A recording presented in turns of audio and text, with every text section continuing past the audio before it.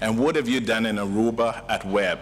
You've successfully focused on demand reduction by bringing down the demand, and at the same time, what you've done is you've reduced your use per barrel per day from 6,000 barrels a day to just under 4,000 barrels a day. That's incredible. A 33% change in less than 5 years. You guys in Aruba are doers. What is interesting about Green Aruba and the team that we've worked with is that the team is young. God, so young. In the Caribbean, most of the guys I work with in energy, they've been retired 100 years.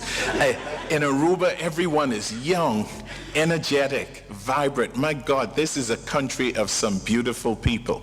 It matches your turquoise, beautiful waters. It matches your temperature. They're enthusiastic. They're innovative. They want to get things done. So here we are for the first time. We're partnering with a country where everyone has not just the want and the need, but everybody has the drive to succeed. And in every assessment of every Caribbean country that I visit, when I try to figure what it is that ends up being the best practices that makes renewable energy work in a country so that it's sustained, I have isolated, maybe in my experience, there are about 5 different things I look at.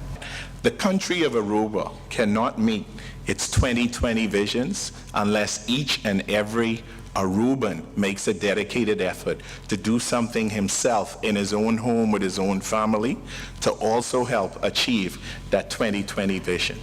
And so it is certainly an honor and a privilege, and our very first time at CREF that we affiliate ourselves and we have partnered with an organization that really goes beyond talking and that is dedicated to doing.